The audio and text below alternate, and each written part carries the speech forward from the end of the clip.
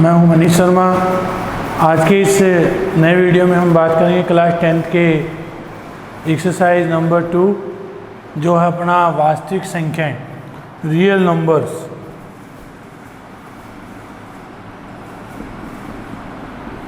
क्या है? Class 10th का सेकंड चैप्टर वास्तविक संख्या, रियल नंबर्स। वास्तविक संख्याओं में हम जैसे 9th क्लास में भी रियल नंबर्स के बारे में पढ़े थे, वहाँ पे पूर्णांक थे, वास्तविक संख्या थी, काल्पनिक संख्या थी। तो पूर्णांक वो होते हैं जितने भी पॉजिटिव या नेगेटिव, धनात्मक या ऋणात्मक संख्याएं सारी क्या कहलाती हैं? सारे के सारे पूर्णांक कहलाते हैं। प्राकृत संख्या वो संख्याएं होती हैं, नेचुरल नंबर जिसको बोलते हैं अपन, जिसमें जितने भी नंबर सिस्टम आता है, मतलब गिनतियाँ जितनी भी आती हैं वो सारी क्या होती हैं? अपनी प्राकृत संख्या होती हैं। फिर इसमें था कि सम और विषम। सम संख्या वो होती हैं जिसमें 2 का भाग जाता हो, और विषम संख्या जिसमें 2 का भाग नहीं जाता हो। अर्थात सम संख्या वो होगी जिसे 2, 4, 6, 8, 10, 12। इसी तरह की विषम संख्या में देखें तो 3, 5, 7, मतलब एक तरीके से जिसमें 2 के अलावा कोई और दूसरे नंबर हो, 3, 5, 7 इस टाइप से, तो सारे के कहलाएंगे विषम संख्या कहलाएंगे। भाज्य संख्याएँ होंगी तो भाज्य वो होंगी जिसमें एक या एक से अधिक संख्याओं का क्या जाता हो? भाग जाता हो, जैसे 4, 6, 9। तो ये जो नंबर्स हैं वो सारी क्या कहलाती हैं? अपनी भाज्य संख्या कहलाती हैं। और अभाज्य संख्या वो होती हैं जिसमें अभाज्य संख्या जिसमें किसी भी नंबर का अपने आप खुद में भाग जाता हो, जैसे 2, 3, 5 इस टाइप के जो नंबर्स हैं वो सारे क्या कहलाते हैं? अपने अभाज्य संख्या कहलाती हैं। तो ये जितनी भी चीज़ें अपन ने इसके अंदर पढ़ी हैं 9th क्लास में हमने। अब जो 10th क्लास का जो वास्तविक संख्या है उसके अंदर हम चीज़ें जानेंगे परिमेय और अपरिमेय, रेशनल नंबर्स और इरेशनल नंबर, परिमेय संख्याएं और अपरिमेय संख्याएं। परिमेय संख्याएं वो संख्या होती हैं, वे संख्याएं जो P/Q के रूप में व्यक्त किया जाता हो, व्यक्त किया जा सकता है, वो सारे के सारे क्या कहलाएंगे? परिमेय संख्या कहलाएंगे। जैसे 1/2 है, 3/5 है, जो भी वैल्यू होंगी सारे क्या कहलाएंगे? अपनी परिमेय संख्या कहलाएंगे P/Q के रूप में। 2 भी है, 4 भी है, सारे परिमेय संख्या होती हैं। अपरिमेय संख्या इसमें इरेशनल नंबर वो होती हैं जो P/Q के रूप में व्यक्त नहीं किए जा सकते, व्यक्त नहीं किए जा सकते। अर्थात जैसे √2, √3 या 2 + 3 √5, कोई भी नंबर होंगे, पाई की वैल्यू सारी अपरिमेय में होंगी, और रूट में जितने वैल्यू होंगे वो सारी क्या कहलाएंगे? अपने अपरिमेय कहलाएंगे। तो परिमेय और अपरिमेय इसमें 2 चीज़ें हैं, रेशनल नंबर और इरेशनल नंबर। परिमेय संख्या वो संख्या होती हैं जो P/Q के रूप में व्यक्त किए जा सकते हो, अर्थात कोई भी नंबर सिस्टम आता है वो परिमेय संख्या में आ जाएगा। और अपरिमेय संख्या जो P/Q के रूप में व्यक्त नहीं किया जा सकता, अर्थात रूट में जो भी वैल्यू होंगी अपनी सारी, वो सारी अपरिमेय ही कहलाएंगे। अब इसके अंदर 2 चीज़ें और आएंगी, एक शांत और एक अशांत अनावर्ती, और एक आएगा अशांत, टर्मिनेटिंग एंड नॉन टर्मिनेटिंग। शांत अनावर्ती वो होती है जो 2 और 5 का स्वरूप हो, 2 की पावर m और 5 की पावर n के स्वरूप का होता है। यह सीधी बात कही जाए तो शांत अनावर्ती वो होंगे जिसका पूरा भाग जा सकता हो, या मतलब जिसको सर्टिफिकेशन मिल जाए भाग करने की विधि में, वो सारे क्या कहलाएंगे? शांत कहलाएंगे।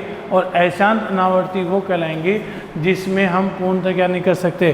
भाग अपना कभी ख़त्म ही नहीं हो सकता, जो 2 और 5 के पोजीशन में नहीं हो, मतलब नीचे आपका 10 नहीं बनता हो, 2 और 5 नंबर नहीं आता हो, तब तक क्या होगा? वो अशांत होगा। अर्थात जो पूर्णतः विभाजित नहीं हो वो सारे क्या होंगे? जैसे मान लो 3/10 है, तो 3/10 को भाग तो जा सकता है, तो वो क्या होगा? शांत होगा। लेकिन इसी को मैं अगर 10/3 लिख दूं तो ये अशांत अनावर्ती हो जाएगी, क्योंकि 3 का भाग 10 में कभी भी नहीं जाएगा, और जाएगा तो भी आएगा 3.33, अनिश्चित है, अनंत है, इन्फिनिटिव। कभी ख़त्म ही नहीं होगा, 3.33 पे चलता जाएगा ये। तो ये सारे क्या होंगे, अशांत होंगे। शांत नावर्ती मैंने बता दिया। अब इसके अंदर एक नया नाम है यूक्लिड विभाजन प्रमेयिका।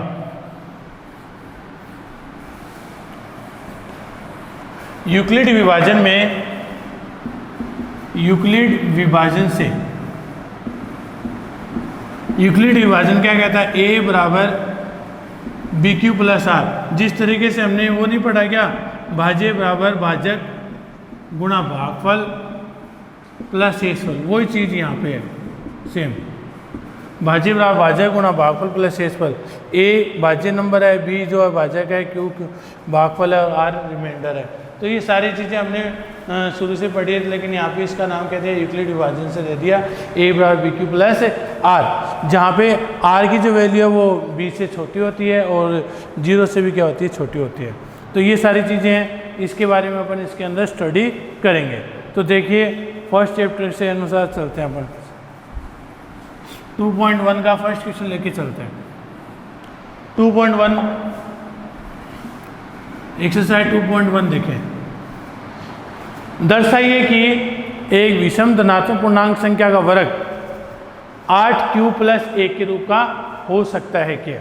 जहाँ q एक धनात्मक पूर्णांक है, माना a कोई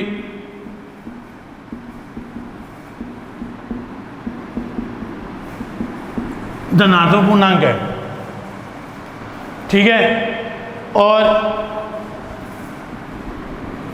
यूक्लिड विभाजन से, यूक्लिड विभाजन से क्या होगा, a बराबर बी क्यू प्लस आर होगा। अब यहाँ पे मैं ले रहा हूँ 4q प्लस या 4m ले लो, 4m प्लस आर। क्यों 8 क्यों चाहिए, 8 तभी आएगा अगर 4 का स्क्वायर करें तो 16 हो रहा है, तो 16 में अपने 8 क्या आ रहा है, कॉमन पॉइंट चल रहा है, तो वो अपन ले सकते हैं। तो a बराबर 4m प्लस आर लिया। तो अब यहाँ पे जो 0 की वैल्यू लेंगे अपन, 0 है वो क्या है, r और 4, अर्थात अपन r की जगह क्या लेते रहेंगे, 0 1 2 3 ये लेते रहेंगे नंबर। तो चलिए इसमें करते हैं अपन, a बराबर 4m, a बराबर 4m प्लस 1, a बराबर 4m प्लस 2 और a बराबर 4m प्लस 3। हमें 8q प्लस 1 के रूप का चाहिए, और 8q प्लस 1 का तभी आएगा जब a बराबर क्या होगा, 4m प्लस 1 होगा। दोनों तरफ क्या कर लेंगे, दोनों तरफ वर्ग करने पर, क्योंकि वर्ग ही करवा रहा है वहाँ पे वो, दोनों तरफ वर्ग करोगे तो a स्क्वायर बराबर 4m प्लस 1 का होल स्क्वायर, 4 चौक 16m स्क्वायर प्लस 1 प्लस 4 दूनी 8m। तो यहाँ देखें इन दोनों में कॉमन क्या रहा है, एक तरीके से मैंने आइडेंटिटी लगाई है a प्लस बी का whole square, a square plus b square plus 2ab, ये वाली आइडेंटिटी लगाई, a square plus b square plus 2ab। तो वो मैंने अप्लाई किया, 4m का है तो 16m स्क्वायर हुआ, a का स्क्वायर 1 होता है 2am, 4 दूनी 8m। ओके, अब इन दोनों में कॉमन क्या रहा, 8m आ रहा है, तो 8m आया तो ये आ गया 2m प्लस 1 इसका, इन दोनों में से मैंने 8m कॉमन लिया, तो 8m कॉमन लिया तो ये हो गया 2m प्लस 1 और यहाँ पे प्लस का 1। अब यहाँ देखें m 2m प्लस 1 बराबर क्या लिख दूंगा, q, जो कि क्या है कि पूर्णांक है, पूर्णांक है, तो a स्क्वायर बराबर क्या लिख दूंगा, 8q प्लस 1। अतः जो भी हमें स्थिति मिली थी, क्या बोला था कि दर्शाई गई विषम धनात्मक पूर्णांक संख्या 8q प्लस 1 के रूप का हो सकता है। अतः a स्क्वायर जो है वो 8q प्लस 1 के रूप का हो सकता है।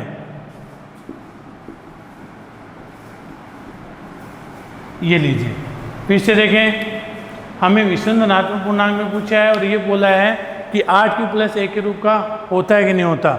तो माना a कोई धनात्मक पूर्णांक है, यूक्लिड विभाजन से हमने क्या किया, a बराबर बी क्यू प्लस आर लिखा, तो यहाँ b की वैल्यू मैंने 4 रख दिया, 4m प्लस आर ले लिया, तो r यहाँ पे 0 1 2 3 ले लेते हैं अपन रिमाइंडर से इस पर। तो जब मैंने r की जगह 0 1 2 3 लिखना शुरू किया तो 4m plus 1, 4m plus 2, 4m plus 3 आया। तो यहाँ देखें अब इन कंडीशन में हमें कौन सा यूज़ करना पड़ेगा, ये लेंगे। एक तो ये स्थिति बनती है और एक ये स्थिति बनती है, तो हमने को ये दो लेना है क्योंकि विषम की बात करी थी उसने, तो विषम की बात करिए तो 4m+1 लेंगे या फिर 4m+3 लेंगे। तो ये तो दो कंडीशन बनती है अपने पास, और दोनों ही कंडीशन से आंसर सेम आएगा, ये दिक्कत नहीं है अपने को। हमने एक स्थिति ले ली कोई भी एक, a बराबर 4m+1 लिया, दोनों तो वर्ग कर दिया, तो a² बराबर 4m+1 का होल स्क्वायर, यहाँ 4m का मतलब 16m², a का स्क्वायर 1 होता है और 2ab 8m, तो यहाँ इन दोनों में जो कॉमन है वो 8m है, तो 8m कॉमन ले लेंगे तो 2m+1 हो गया, इधर प्लस का 1 हो गया। तो यहाँ देखें ये जो पूरा जो नंबर है m 2m+1 ये सारा का सारा पूर्णांक है, इंटीजर्स है, और इंटीजर्स को हम q से रिप्रेजेंट करेंगे यहाँ, तो a² 8 + 1 हो गया। ये हमारा फर्स्ट क्वेश्चन था, इसका आ गया होगा समझे। इसी तरीके से अगला देखें,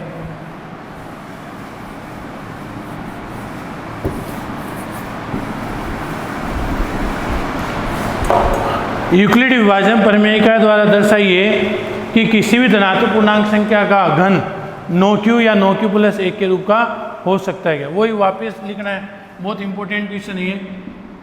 माना ए कोई धनात्मक पूर्णांक है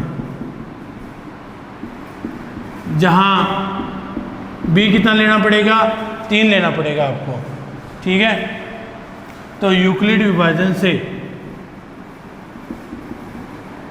यूक्लिड विभाजन प्रमेयिका से a बराबर BQ + R, घन की बात कर रहे हैं, b यहाँ क्या है 3 है और q को हम m लिख रहे हैं, ओके। पहले a बराबर 3m ले लिया, तो दोनों तरफ क्या करेंगे, दोनों तरफ घन करने पर, दोनों तरफ घन करोगे तो AQ बराबर क्या आ जाएगा 27m का क्यूब। हमें क्या चाहिए, NOQ + 1 NOQ + 8 चाहिए, तो NOQ अगर 27 में से 9 कॉमन ले लेते हैं तो अंदर आ जाएगा 3m का क्यूब, और यहाँ जो 3m क्यूब है वो एक तरीके से q है, तो यहाँ आ गया NOQ। ये लो पहला कंप्लीट हुआ, कितना आया NOQ आ गया अपना। इसी प्रकार ये देखें, इसी प्रकार a बराबर 3m + 1, वही दोनों तरफ क्या करेंगे, दोनों तरफ घन करने पर, दोनों तरफ घन करोगे तो ये आएगा AQ बराबर 3m + 1 का क्यूब। अब यहाँ पे आइडेंटिटी लगानी है a + b का होल क्यूब की, a³ + b³ + 3a² b + 3b² a, ये भी लगा सकते हो, या फिर 3ab वाला वो भी फंक्शन लगा सकते हो। तो यहाँ आ जाएगा 3m का क्यूब, a का क्यूब प्लस 3 गुना 3m गुना 1 और 3m + 1, बोला था मैंने। 3m का तो हो गया 27m का क्यूब, 1 9m 3m + 1, वही कॉमन लेना है 9m कॉमन ले लोगे तो इधर तो आ जाएगा 3m² प्लस इसमें क्या रह गया 3m + 1 रह गया, प्लस इधर ये वाला एक अलग से ले लिया। तो यहाँ पे ये जो पूरा फंक्शन है m 3m² + 3m + 1, ये सारा का सारा पूर्णांक है, तो ये हो जाएगा 9q + 1 आगे ना। अब इसी तरीके से तथा a बराबर 3m + 2 ले लेंगे, अब की बार वही a क्यूब करेंगे, 27m का क्यूब + 2 का क्यूब 8 प्लस 3 गुना 3m गुना 2 और 3m + 2, तो 27m³ + 8 3 × 9 9 दूनी 18, 3m + 2। अब इसमें भी देखो क्या कॉमन आ रहा है, 9 कॉमन लेना पड़ेगा, 9m ले लिया तो इधर तो आ गया 3m का स्क्वायर, और यहाँ आ गया प्लस 2 3m + 2, अंदर रह गया 8। तो ये पूरा फंक्शन क्या है, पूर्णांक करना अपना, तो ये क्या हो जाएगा 9q + 8, तो 9q + 8 के रूप में। तो मैंने जितने भी नंबर बताए थे आपके कि इसने पूछा था कि जितने भी पूर्णांक है घन है वो 9q प्लस 1 9q प्लस 8 के रूप का होता है कि नहीं होता है, ये पूछा था अपने से। तो इसमें मैंने क्या किया, कोई भी धनात्मक पूर्णांक है जहाँ b बराबर 3 है, यूक्लिड विभाजन प्रमेय का इससे a बराबर bq प्लस r किया। तो हमने पहले a बराबर 3m लिया, दोनों तरफ घन किया तो a³ बराबर आ जाएगा 27m का क्यूब। 27 जो है वो 9 बाहर ले लेंगे, 3m³ अंदर ले लेंगे। तो ये जो पूरा ये पूर्णांक है तो इसको हमने किस में लिख दिया, 9q में लिख दिया। इसी प्रकार a बराबर 3m प्लस ले लिया, तो दोनों तरफ घन करने पर a³ बराबर 3m प्लस a का क्यूब। तो a प्लस बी का होल क्यूब का सूत्र लगाएं तो a³ plus b³ plus 3a² plus 3b² है। हमने वैल्यू पुटअप कर दिया, 3 का 27 हो गया, 1 का 1 हो गया, 3 3 9m 3m प्लस 1। इन दोनों में मैंने 9m कॉमन लिए, इन दोनों में से तो 9m कॉमन ले लिया तो इधर तो आ गया 3m², इधर ये पूरा एज इट इज़ प्लस का 1। ये जो पूरा नंबर है ये पूरा का पूरा क्या है, क्यू है, तो 9q प्लस 1 तथा a बराबर 3m प्लस 2 लिया तो इस बार इसका भी हमने क्यूब कर दिया तो क्या आ जाएगी कंडीशन 9q प्लस 8। तो इसलिए जितनी भी घन की जो स्थितियाँ होंगी वो 9q प्लस 1 9q प्लस 8 के रूप का होगा। तो ये सारी चीज़ें मैंने इसमें बताई। 3 क्वेश्चन हो गए अपने, सॉरी 2 क्वेश्चन हो गए। अब अगला क्वेश्चन देखें इसका, थर्ड क्वेश्चन।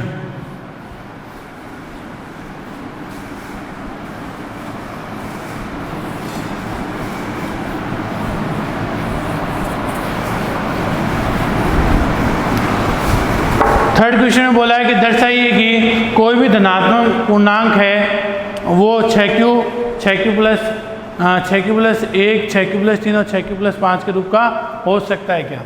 माना a कोई धनात्मक पूर्णांक है, ओके, a धनात्मक पूर्णांक है तो यूक्लिड विभाजन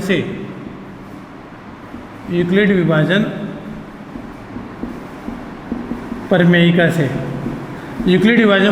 से क्या कहता है, a बराबर bq प्लस r, जहाँ b बराबर तो 6 लेना है। इसने क्या कुछ बोला है, एक बार फिर से सुनो।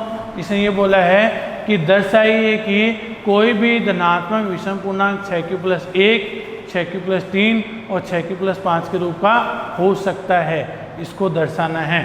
तो देखिए कैसे करेंगे, b बराबर 6 ले लिया और r बराबर मैंने 0 1 2 3 4 ऐसे नंबर ले लिए मैंने। चलिए हम लिखते हैं इसको, पहले a बराबर तो 6q, फिर a बराबर 6q प्लस 1, a बराबर 6q प्लस 2, a बराबर 6q प्लस 3, a बराबर 6q प्लस 4 और a बराबर 6q प्लस 5। अब यहाँ जो भी है यहाँ 6q plus 2 6q plus 4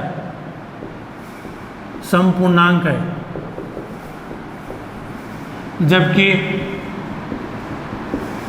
6q plus 1 6q plus 3 और 6q प्लस 5 विषम पूर्णांक है। क्या है, विषम पूर्णांक। बस इतना सा जवाब देना है। इस पे आधारित बहुत सारे क्वेश्चन हैं, आपके एग्जाम्पल्स में भी है और मिसलेनियस में भी है, विविध के अंदर में भी है।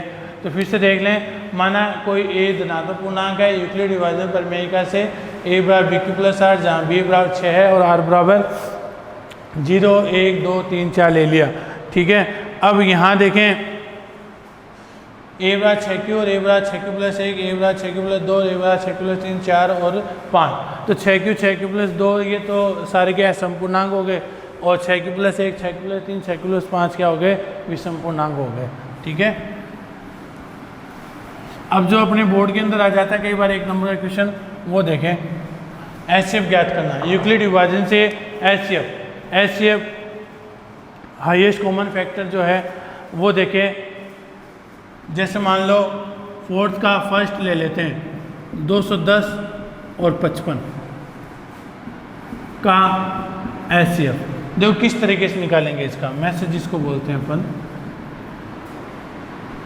इसमें आप ऐसा कीजिए, 210 है तो 55 से बाहर लगा लेते हैं। पहले 55 से बाहर लगाएं तो पहले 3 से लगा के देखते हैं, 3 5 15 165 और 4 से करेंगे तो ज़्यादा आएगा। 3 से कर लिया 165, माइनस 10 में से 5 गए 5, 10 में 6 गए 4। फिर 55 को आगे ले लो, समझ गए। 55 का भाग जब हमने पहली बार लगाया 3 बार गया 165 है। 210 में से 165 गया तो कितना है 45। अब ये जो 55 है वो आगे आ जाएगा, वापिस एक बार निकालेंगे 45 से कम 45 माइनस 5 में से 5 गए 0, 5 में 4 गए 10। अब ऊपर से वापस 45 लिख लेंगे। 10 के बारे में 45 में आता नहीं वैसे, लेकिन 40 लिख लेंगे, 4 बार जाएगा। 45 में 40 गए तो 5 बचेंगे। अब ऊपर से लिख लेंगे 10, 5 का भाग 10 में जा रहा पूरा पूरा 2 बार, तो ये कितना है 10। अतः 210 व 55 का HCF जिसको हम में से बोलते हैं कितना होगा 5 होगा। कितना होगा 5 होगा। फिर से देखें 210 और 55, क्योंकि मैं 4 का सिर्फ एक ही क्वेश्चन बताऊंगा, जो इसके बाकी जो क्वेश्चन है वो आप खुद भी कर सकते हो इसी तरीके से। तो पहले मैंने 55 का भाग 210 में लगाया, 3 बार गया 165 बार, तो 210 में से 165 निकाला 45 आया।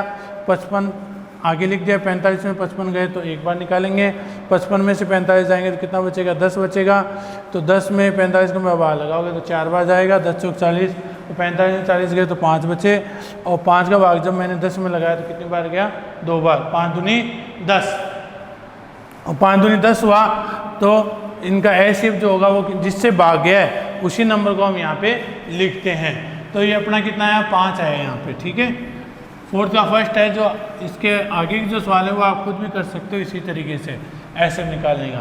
अब इसका जो लास्ट क्वेश्चन है 5th क्वेश्चन वो देखें आप। इसने बोला है 5th क्वेश्चन में यदि संख्या 408 और 1032 के महत्तम समापवर्ती, पहले क्या कर लेते हैं 408 व 1032 का में से यूक्लिड विभाजन से। चलिए एक बार अपन इसका भाग लगाते हैं 1032 का 4008 से। पहली बार लगाते हैं तो 3 से ज़्यादा हो जाएगा, 2 से करते हैं 8 से 16, 2 पे जाएगा 8 से 16 लिख दिया। 12 में 6 गए 6, 2 में से गया 1 और यहाँ 10 में से 8 गए 2, 408 लिख लेंगे, ठीक है। अब कितनी बार जाएगा 16 एक बार ही जाएगा, क्योंकि ज़्यादा हो जाएगा 432 हो जाएगा, नहीं तो 216 माइनस करो 2 9 1 192। अभी भी कितनी बार जाएगा एक बार जाएगा 192। 4 10 में से 9 गए 1, कितना है 216। फिर से देखें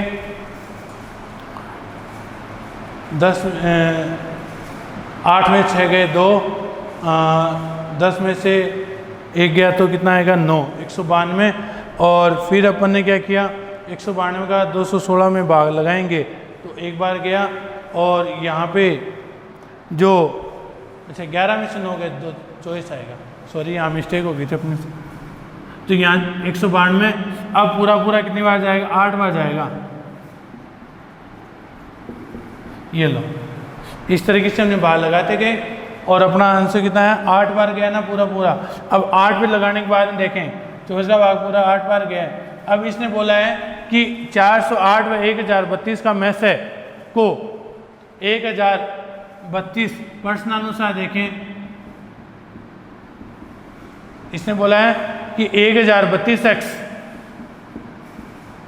माइनस 408 गुना 2 बराबर कितना आया है अपना HCF 408 व 1032 का